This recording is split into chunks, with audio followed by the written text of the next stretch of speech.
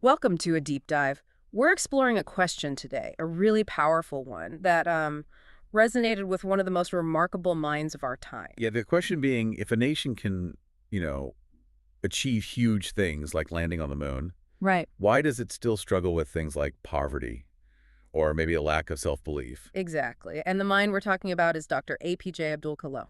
India's missile man, revered figure. Absolutely. And today we're dissecting his book, Ignited Minds, Unleashing the Power Within India. Published back in 2002. Our mission here is simple. Extract the most impactful insights, understand its call to action, and maybe uncover some surprising truths about potential. Yeah, and what's really interesting, I think, is how Ignited Minds connects to his earlier book, Wings of Fire. His memoir. Right, that was his personal story. Yeah. But Ignited Minds, well, you could call it his national journey. Ah, okay. So a shift in focus. Completely. Uh-huh. It pivots entirely to India, its people, and like a blueprint for development. A blueprint. I like that. And it does this in a unique way. It's somehow deeply spiritual, Okay. but also immensely practical. And of course, profoundly patriotic. All at the same time. That focus on the national journey, it really comes alive when he talks about the future, doesn't it? Oh, absolutely. The youth. He saw that future squarely on the shoulders of India's young people. What I found really compelling was this idea in the book that when he traveled, he often found more vision, more, forward thinking in kids, School children, yeah. rural innovators. Than he did in seasoned policymakers. It's almost a critique, isn't it? It's a striking observation, yeah. And he doesn't just, observe it passively. He challenges them. Challenges the youth. How so? He really urges them to dream big, act boldly, and take ownership. Take ownership of India's future. Okay, dream big. But what did he mean by dreaming? It's not just, daydreaming. No, not at all. I think you're onto something there. He's correcting that passive idea. Right. It's not about what happens when you're asleep. Exactly. He gives this really powerful, almost visceral definition. He says, dreams are not what you see in sleep. Dreams are what don't let you sleep. Ah, that's it. That hits hard. It's about that active pursuit, that thing that keeps you awake at night. Precisely. That burning desire to strive for something bigger. It's a profound redefinition for anyone, really. Absolutely. And that connects directly to another core idea, doesn't it? This concept of self-belief and national spirit. Yes. Very central to the book. Kalam basically argues that India's biggest hurdle isn't, say, a lack of resources. Which is what you might assume. Right, but rather it's a collective lack of belief, a lack of confidence in its own capabilities. And he tries to counter that by reminding people. Of the history. Yeah, the rich history, the scientific achievements, the deep spiritual roots. It's all there. And this is where he asks that provocative question you mentioned earlier. Yes, the one that grabs you. If we can land missions on the moon, why can't we eliminate poverty? It's a stark comparison. It is. And he's careful to clarify. Yeah, he's not talking about some vague rah-rah nationalism. Okay, so what kind of pride is he talking about? He calls it confidence built on a solid foundation of achievement.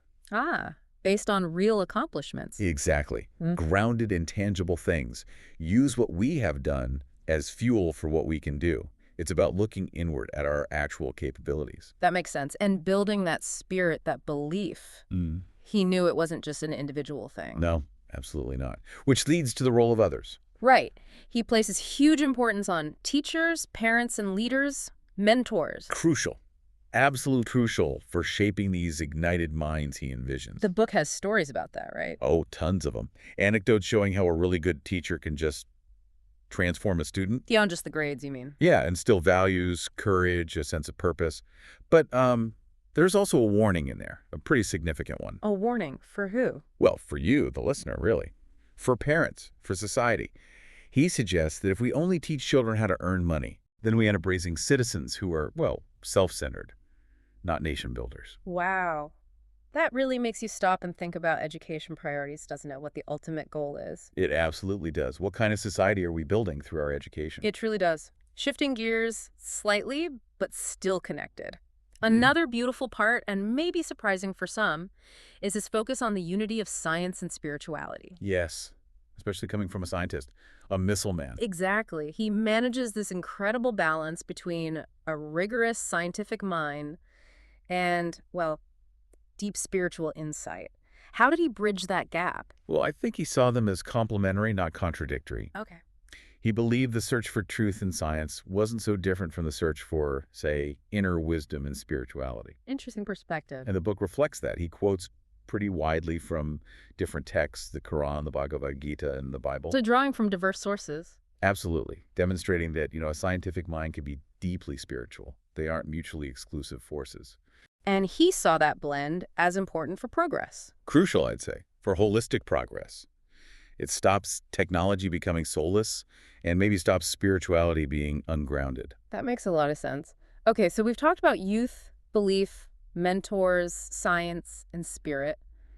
But the book isn't just theory, is it? Not at all. That's maybe the best part. It's filled with real-life stories of inspiration. Ah, the anecdotes. Short, powerful stories. Ordinary people doing extraordinary things. That's where the ignited minds concept really comes alive.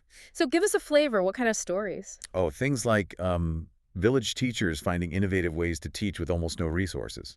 Right. Or entrepreneurs in slums building businesses from scratch. Rural doctors working for free, just driven by a need to serve. These are the real ignited minds, then. Exactly. He presents them as the heroes. Yeah. It shows that impact, that transformation. It can come from anywhere. Anyone committed to something bigger than themselves. Regardless of their background. Precisely. It's not about position or wealth. It's about that inner fire. So wrapping this up, then, what's the big takeaway? What does ignited minds mean for you listening right now? Well, I think it's more than just a book about India's potential. It's kind of a blueprint. A blueprint for transforming dreams into reality. Yeah, individual dreams into a collective reality. Yeah. Kalam doesn't just say dream. He tries to show us how to harness that power inside. That internal power. And the book ends with this incredibly powerful statement. He says, "The ignited mind of the youth is the most powerful resource on earth. Wow. Greater than any bomb, any missile." That's potent language. Simple, direct. It's very direct. Yeah. Emotional, too, which makes it so effective for, students, teachers, anyone wanting to make a change. And the overall tone. You mentioned patriotic, but also... Visionary, definitely. Yeah. But also humble. Surprisingly humble, given his stature. That's why it gets, a 5-star rating in my book, easily. So perhaps this deep dive, or maybe picking up the book itself, let that be the matchstick. Yeah, the spark for your own flame. Because, as Dr. Kalam said, you have to dream before your dreams can come true. Such a simple, profound truth. The world doesn't just need more followers, does it? It needs more ignited minds. Absolutely. So think about it. What stands out to you from this dive into Kalam's vision? We really hope you explore the power of your own ignited mind.